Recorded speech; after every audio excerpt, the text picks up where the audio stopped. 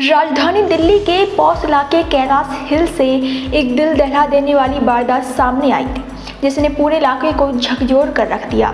यहाँ भारतीय राजस्व सेवा यानी इंडियन रेवेन्यू सर्विस के एक वरिष्ठ अधिकारी की 22 वर्षीय बेटी की उनके ही पूर्व नौकर ने दुष्कर्म के साथ बेरहमी से हत्या कर दी।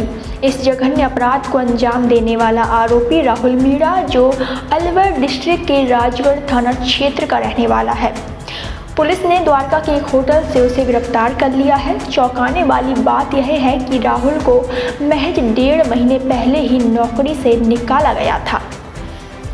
जांच में सामने आया है कि इस खौफनाक वारदात के पीछे कई वजहें थीं।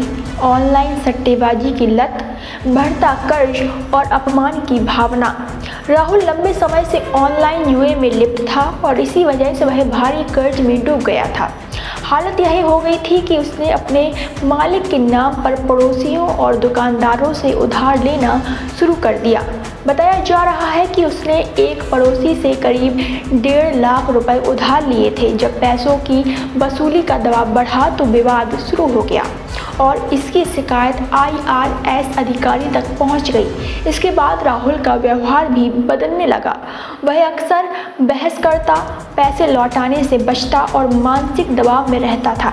आखिरकार पैसों की हेराफेरी के शक में उसे नौकरी से निकाल दिया गया, लेकिन यहीं से उसके अंदर बदले की भावना पनपने लगी, जो धीरे धीरे एक खतरनाक साजिश में बदल गई।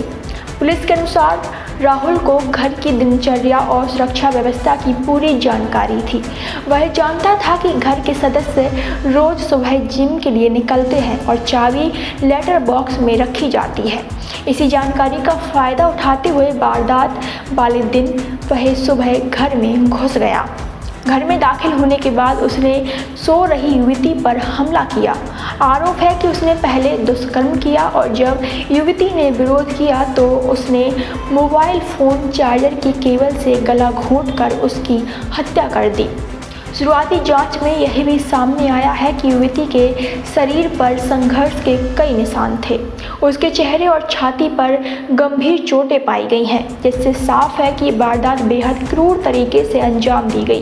पोस्टमार्टम के लिए 5 डॉक्टरों की टीम गठित की गई है, जो पूरी सच्चाई सामने लाएगी। वारदात के बाद आरोपी मौके से फरार हो गया और घर से कीमती सामान भी चुरा ले गया, लेकिन CCTV फुटेज के आधार पर पुलिस ने उसकी पहचान की और आखिरकार उसे गिरफ्तार कर लिया गया।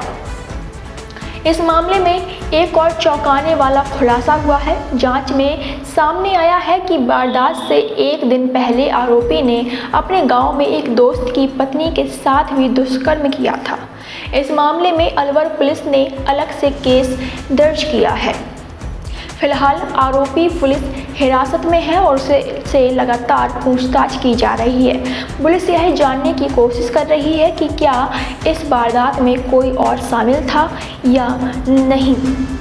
यह घटना न सिर्फ कानून व्यवस्था पर सवाल खड़े करती है, बल्कि यह भी सिखाती है कि कैसे लत, कर्ज और बदले की भावना किसी व्यक्ति को हैवानियत की हद तक पहुंचा सकती है।